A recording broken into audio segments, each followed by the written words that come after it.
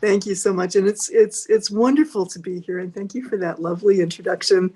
Um, and I'll try to put my little pictures at the bottom of my screen so that if the sound feels wonky, just wave or something, and we'll figure it out. Worst case scenario, if it if there's an interruption and it gets dropped out, I will log back in on my phone so we can still chat. I wanted to begin by sharing a part of one of my very favorite poems by the Reverend Dr. Rebecca Parker, called "Choose to Bless the World," as a kind of grounding for the sort of spiritual foundation of how we do social justice and climate action under the State Action Network umbrellas. And having recently, I should say, put together a video with a number of my colleagues who are the directors of state action networks from other states around the country, I can say with fair confidence that this sort of represents the approach that most of us take to social justice and climate justice organizing at a state level, both horizontally linking all of our congregations across our state, and then sort of vertically linking our congregations with all of the resources that exist at a national level with the UUA. And then, of course, linking that out to our multi-faith and secular community partners who are working on similar issues.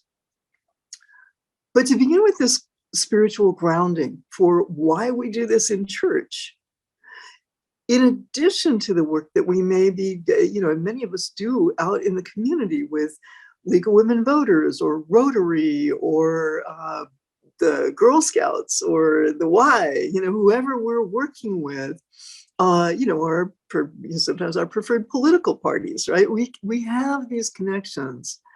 So I think it's very important to spend some time reflecting, now and later this week, about what is it about our Unitarian Universalist faith that grounds us in carrying that into the community and that imbues the work that we do when we are with our community partners. Now, y'all have Kelly Clement here, who says like y'all better than me and is a heck of a hard act to follow. I don't have to do in this group much of any preaching about the spiritual and UU foundations of outreach and social justice, because I know for sure you've been hearing that, and Kelly can preach far better than I ever will be able to. But Dr. Rebecca Parker, I think really captures this in a quick way in this poem, and I'll send you the whole thing. She says, in Choose to Bless the World, your gifts, whatever you discover them to be, can be used to bless or curse the world.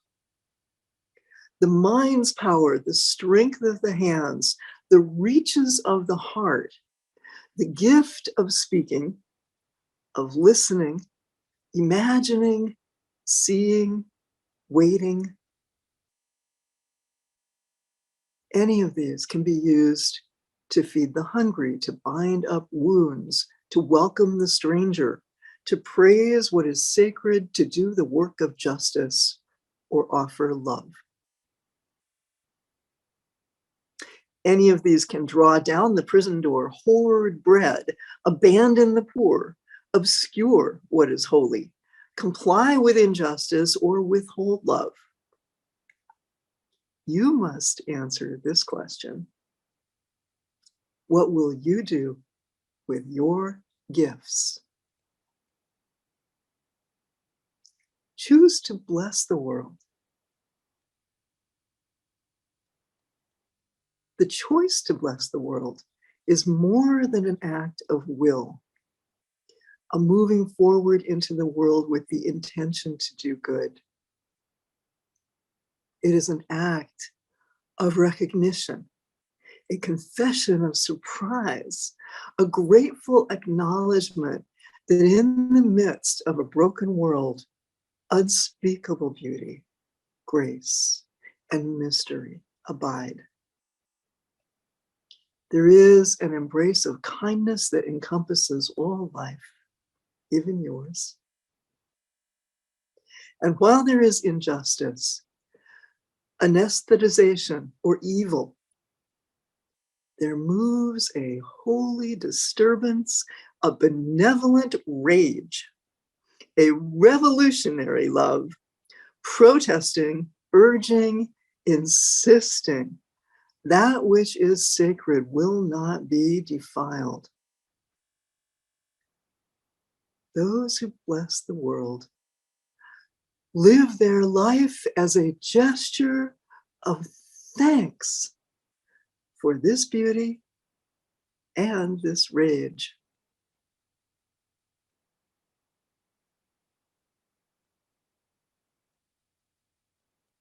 So her poem goes on from there.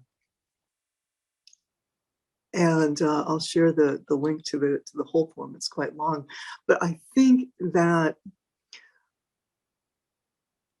in these times in particular, when you can doom scroll your way through a day and sometimes through a night, and trust me, I have. It is, and you look at the headlines, and so many days you just want to cry, and sort of crawl under the bed, and I can't with this. To be able to hold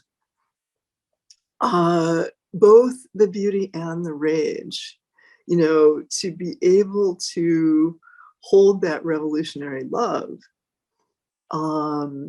as we're moving through the world is why I'm sticking with the UUs, right?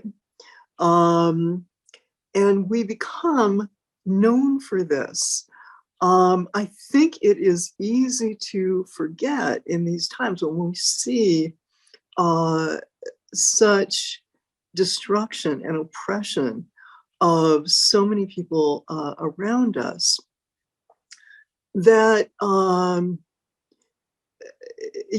as Victoria Safford is the minister at Whitebear UU Church here in Matamida, just east of St. Paul, as Victoria has preached, she reminds us that in centuries past, Unitarians and Universalists were burned at the stake, tortured in dungeons. Books, our books were burned.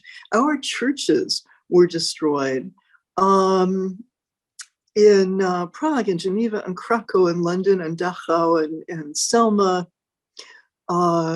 we have our martyrs. And in July 2008, during Pride Month in Tennessee, and soon after the fanfare of Barack Obama becoming a presidential frontrunner, a gunman who said that he hated, quote, liberals, Democrats, African Americans, and homosexuals, attacked the Tennessee Valley UU Church and killed 2 Unitarians before 5 others constrained him. That shooter pled guilty and is serving life in jail. And on August 10th of 2008, the Unitarian Universalist Association took out a full-page ad in the New York Times, and the ad carried the message, our doors and our hearts will remain open. That is who we are. And our doors and our hearts remain open. And, we keep hanging those Black Lives Matter banners. We keep on hanging, posting the lawn signs that say, unrestrict Minnesota, abortion bans are against our religion. We keep on showing up and trying to register every single person, because we believe that every single person has a right to freedom and has a right to their voice, and that we need all of us.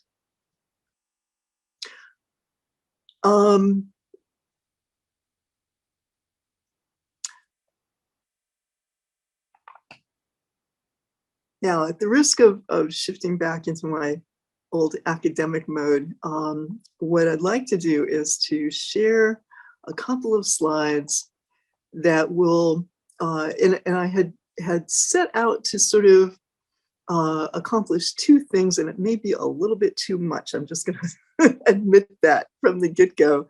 One is to introduce you who may not be as aware of what the UU state action networks are all about. So, I'm currently working half-time as the director for the Minnesota UU Social Justice Alliance, which is the network of 30 congregations across Minnesota.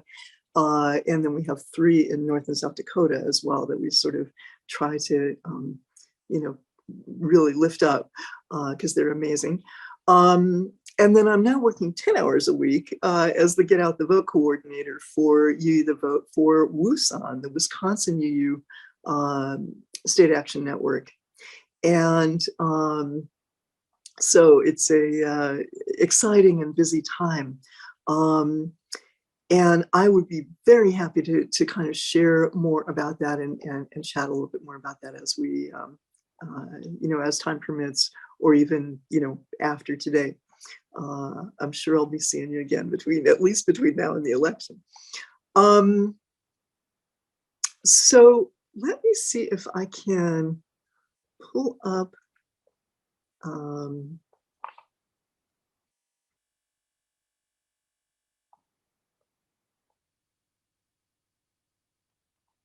There we go.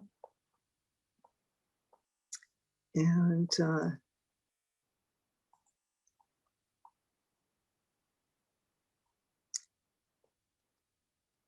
okay, technology. I had my slides up here earlier today, and now they have completely disappeared on me. So I'm sorry for my tech challenge. Bear with me for a sec here.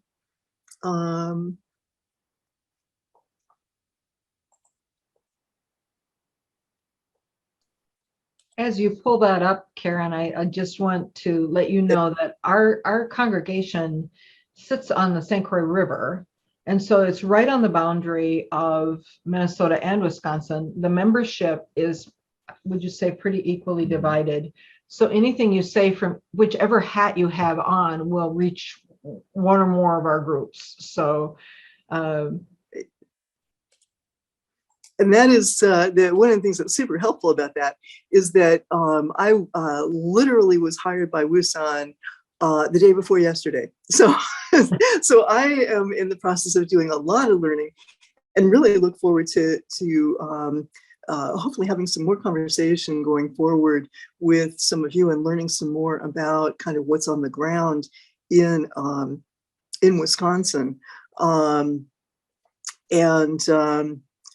a 20-year transplant to Minnesota, so I've been here and done a lot of electoral work here, but I'm absolutely brand new to Wisconsin, and so I'm coming in as an organizer, and I've got about a week to get up to speed, so that we are being good partners in alliance with the organizing that all of you have already been doing for years and years. And with some of what's going on with our partners. And my role with that is going to be primarily to try to amplify that, lift it up, make sure that the Unitarians across Wisconsin are aware of one another, and to bring in some of the resources from the UUA and UU the Vote and the energy and some money behind that to be able to kind of broaden the on-ramp for Unitarians across the state into this particular election, but more importantly, into connection with one another that will carry through, for the next 10 years, we hope, right? So it's so that's how we work. That's sort of the headline version. All right, and with that, let me. I'm going to zip through this fairly quickly because we're, I think, running a little bit behind uh, what's scheduled, but hopefully be able to show you a few things here. So, and,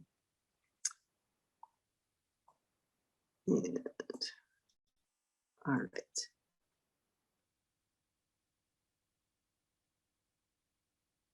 Loading. There we go. Okay. So Moose Jaw, also the Minnesota UU Social Justice Alliance, um, has a much longer name than it has a staff. The staff are me and Katie and Allison right now. So I work 20 hours a week, Katie 10 hours, and Allison 10 hours. And we'll come back to that in a sec. What Moose Jaw is not some sort of like top heavy organizing thing that creates a lot of stuff.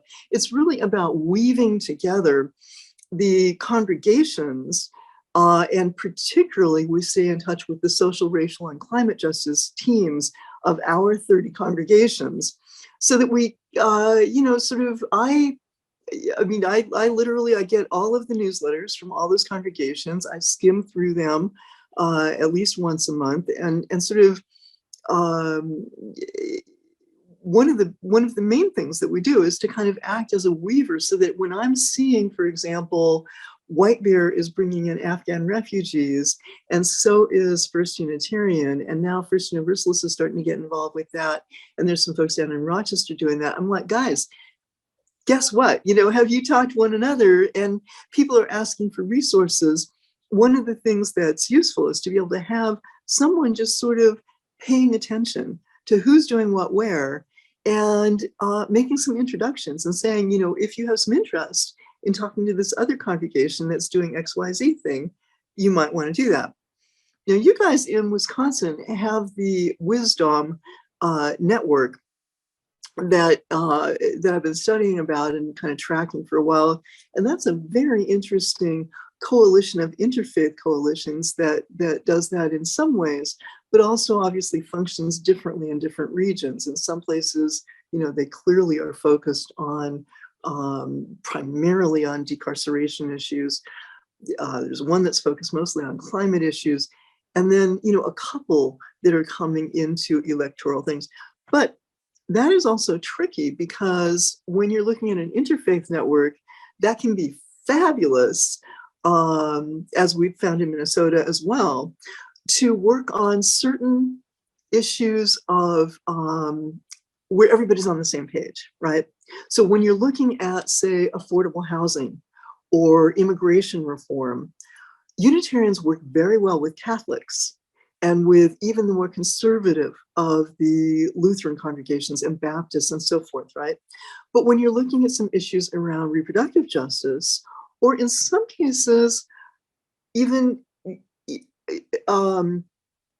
is sort of aggressively wanting everyone to vote, those, not every denomination sort of handles that in the same way. And so in those cases, particularly, let's say, around electoral issues, we find that often Unitarians move through the world in a way that is more similar to, say, some Presbyterians and Elka Lutherans and Reform Judaism, and the more progressive Muslim congregations, and then we're like hanging with the Buddhists and the Sikhs sometimes too. So that, so we move with different partners for different kinds of issues. We collaborate with the UUA and their affiliates, as I mentioned, and I'm going to use You the Vote today as our sort of case in point for how we do this, and share a little bit of detail about what they've got on tap this year. We have a lot of interfaith partners. We work in obviously in Wisconsin with the Wisdom Network. That's Wisdom with an O, M. And then also with interfaith partners in Minnesota, Minnesota Interfaith Power and Light, the Minnesota Multi-Faith Network, Isaiah, Joint Religious Legislative Coalition, the March Table, and communities combating hate and so forth. So there's many, many groups across the upper Midwest. And our region is really kind of famous for this. We might take it for granted, but that is unusual for there to be this strong of an interfaith presence. Part of that is that faith per se is a little bit bigger deal in the upper Midwest than it is in some areas. About half of us actually do have some kind of faith tradition. So that's it. That is a powerful network to be a part of. And I think we rightly should be proud of that. And then we also have many secular community partners. So for example, I got the complete voter database for the state of Minnesota and the state of Wisconsin, which is an extremely expensive and useful resource, by being partners with Minnesota Voice, one of the part of the State Voices Network. I believe that Wisdom also is part of the Wisconsin Voice branch, from what I hear from Mark Richards. We work with Protect Minnesota on gun violence issues, with Outfront on LGBTQIA+ issues, with Beacon Housing on affordable housing. So obviously, with the equivalent of 1.0 full-time staff for Minnesota, and with 0.25 staff for Wisconsin right now, we are absolutely dependent on this network of volunteers and on our network of community partners to move ahead with particular issue-oriented organizing, right? There's no way we could do any of that on our own.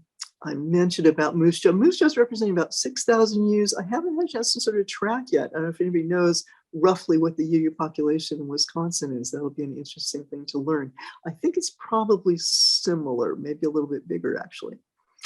And we talked about these principles, Principle 5, we have respect for the democratic process. We use it in our own congregational work at General Assembly and such, to decide and vote on what the particular manifestation of our faith is going to be at any one time. We believe in the inherent worth of every person, that every person, it's the opposite of white superiority, right?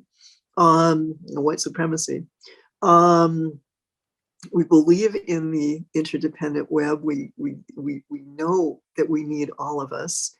And in liberation from racism and other oppressions, Moose Jaw as an organization has formally adopted and is trying to live into the 8th principle that is being proposed for the UUA.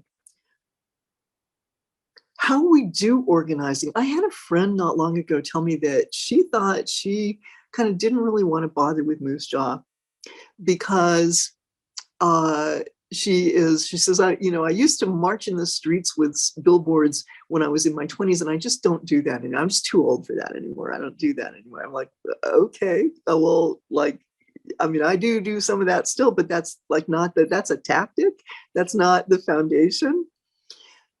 How we do organizing is this circle of preparation, listening and reading and learning about the issues, whatever they may be. And then coming back to our hearts and reflecting, talking with people, thinking, writing, and then connecting with who is most impacted by that issue and who's already working on it, right? I don't come into Wisconsin and say, here's what we're going to do about voting this, with too much to spare. That would be completely nuts and also completely obnoxious and offensive, right?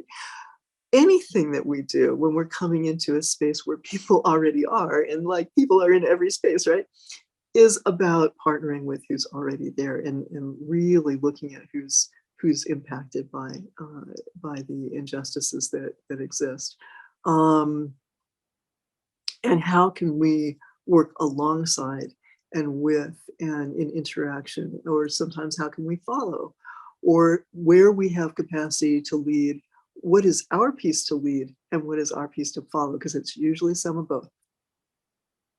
And then and only then do we move into action. And we might do that action alone as individuals.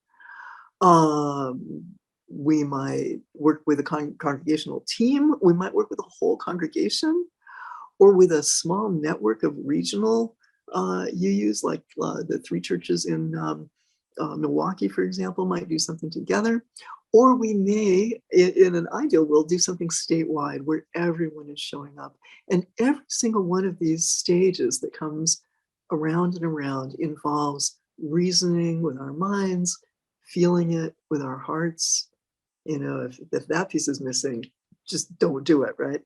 And then moving into that handwork. So this continual cycle. And then piece that often gets forgotten is we come back and do it all again. Now we are thinking and going back and looking at and reflecting and debriefing and considering, did we accomplish what we meant to accomplish? You know, have we moved closer to beloved community?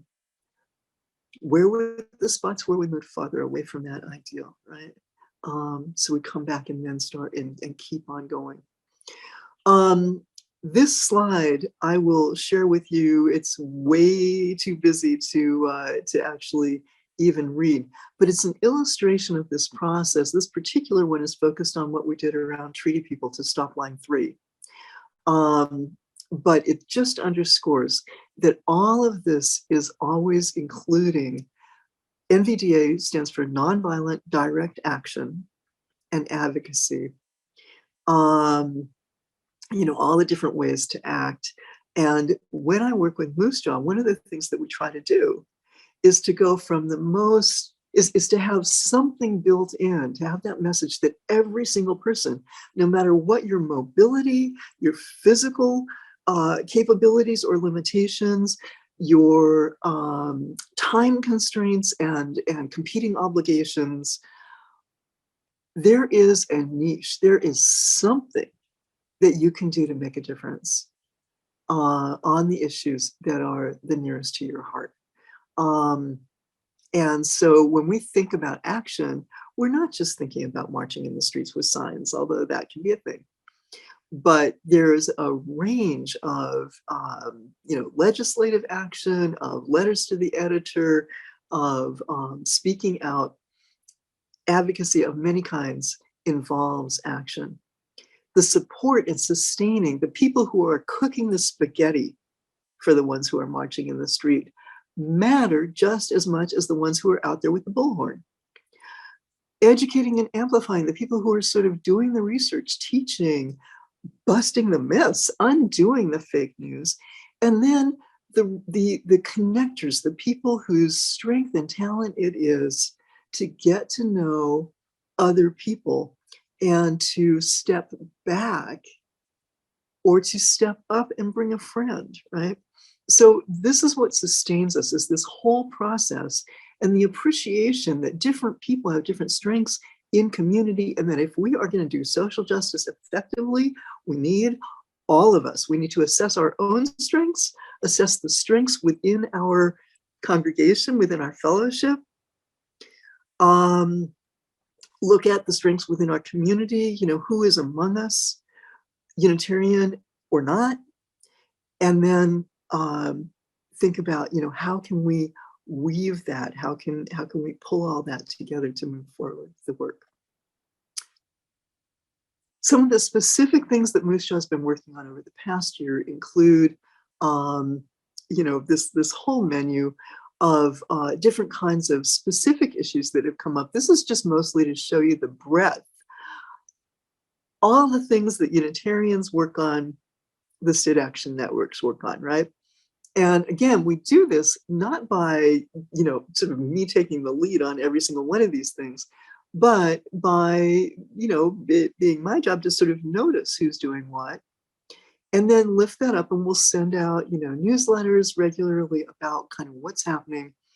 And we've looked at, as you see here, Afghan refugees, some housing and childcare advocacy, Earth Day, Defund Fear was when we were kind of learning about police reform and abolition. we help to coordinate with the congregations all of the statewide Pride festivals. The final Pride Fest in Minnesota was yesterday up in St. Cloud. And so Allison was in St. Cloud at Pride. I was actually in Bloomington at Bloomington Heritage Days with the Bloomington congregation. We show up for General Assembly with our colleagues from other state action networks. That's a huge learning. It's wonderful to have that cadre. We did a workshop at Camp Unistar this year, which was super fun and different. Coming back to some immigrant solidarity. And right now, the main thing is you vote. Going forward, if you get our newsletter, look for a wonderful series. I think it's like 4 or 5 weeks on Indigenous history in Minnesota and reparations around that, which is being initiated and hosted primarily by Unity Unitarian in St. Paul. And then finally, Moose Jaw also coordinates the statewide network for our Reproductive Justice League. And we will be doing a series in November with a national group called Sacred, and also with the heart-to-heart conversations around talking with your relatives and friends who may be more uncomfortable about reproductive justice about those issues. So, and I've got an eye on the clock, so we're just in case people are getting nervous about that. I know it's a little bit late. Okay, so specifically, you the vote, right?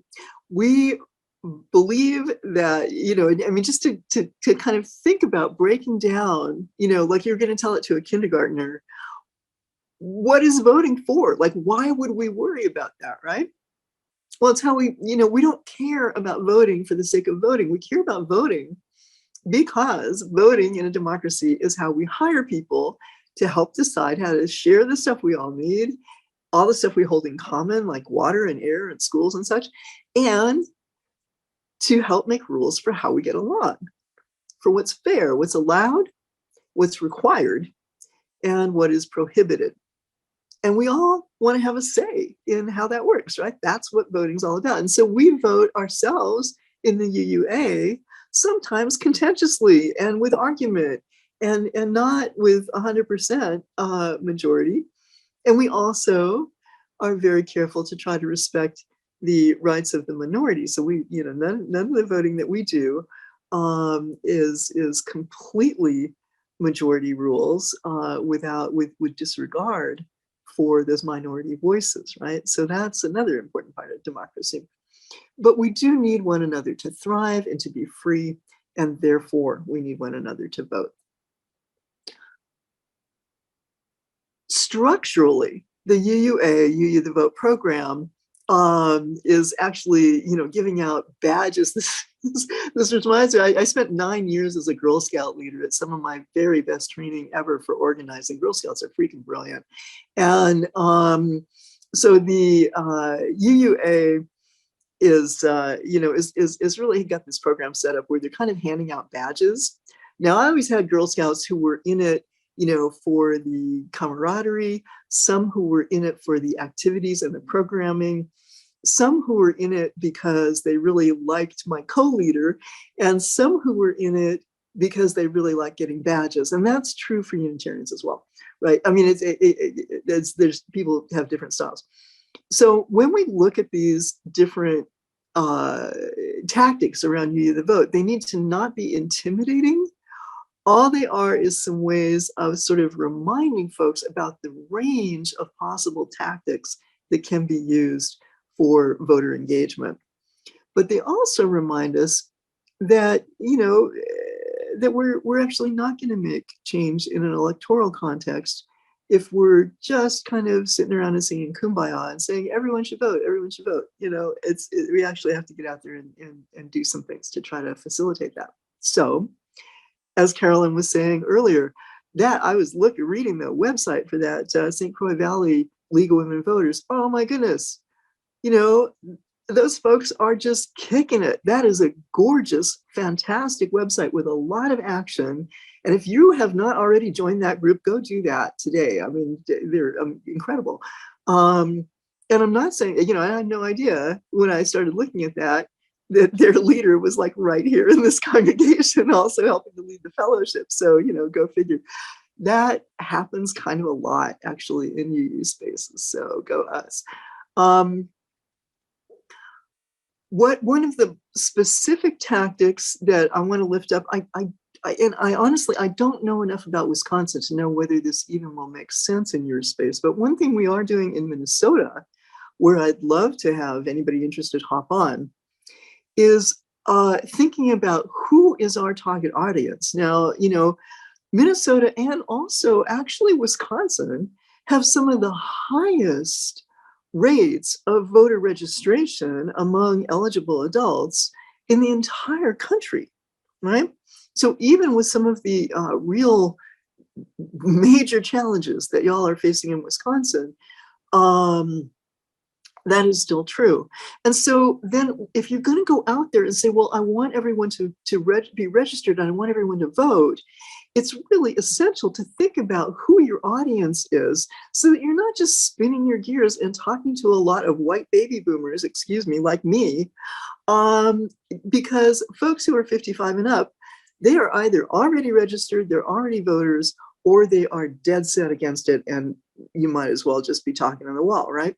So the people that we need to reach tend to be folks who are younger, who sometimes have less access to factual information around voting, may be more subject to a lot of confusing disinformation, or people who are working two jobs and really stressed out, for whom just getting to the polls is a bigger logistical challenge. And those tend to, and one of the populations, at least in Minnesota for sure, that will capture younger voters, lower income and voters who may be facing more obstacles, is to target apartment renters. What we know in Minnesota is about 85% of homeowners already are registered and are likely to vote. That's only true for about 60% of apartment renters, if that, and 50% probably in a non-presidential year. So we're running a project called Apartment Renters Are Good Neighbors, and I am using the voter database to identify and target apartment buildings that are not senior buildings, creating a list of people, trying to call into folks who are consistent voters and ask them to be building reps, building representatives.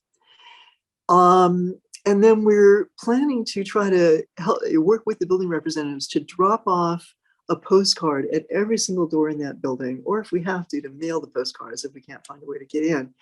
And then I'm teaming in Minnesota with with CARE Minnesota, which represents many Somali Muslim people across our state, and with COPA, which represents many Spanish-speaking people. And we are hoping to get into some of those buildings and knock those apartment doors. So I would, if anybody's interested in this, I'd be very interested in talking about the specific tactics around that. I do want to also mention that the teaming with Somali Muslim folks through CAIR, which is CAIR, it's the Council on American Islamic Relations. That happened because for about 10 years we've been working with them, and particularly so since 2017 when one of our mosques was bought. So when we do this interfaith work, it translates into interfaith organizing. These are some just useful things, right? The UUA has put together a congregational campaigns guide, which is really terrific. There's a lot of information in that about how to launch whatever you want to do around electoral organizing on a local level. Uplift has an absolutely gorgeous guide around doing reproductive justice in our congregations, and that, of course, will continue on long after this election. And then I have a menu for Minnesota. The link is here, and the QR code on the left is the one that you can hold up your phone to the screen. That menu will pop up on your phone if you're into that kind of tech. And the one on the right is the one that I am beginning to build. I just put that together yesterday as a calendar and a UU the Vote menu for Wisconsin. So that is very much a work in progress. And I'm approaching that with all due speed and urgency, and simultaneously trying to hold humility in there. And that is a delicate dance. And I'm hoping to hold that space in a responsible way. So that is a lot. I'm seeing it is 11 o'clock, and I know we're running kind of long, but thank you for your patience. And I will share these slides with Marty and Carolyn, and if folks want to take a closer look.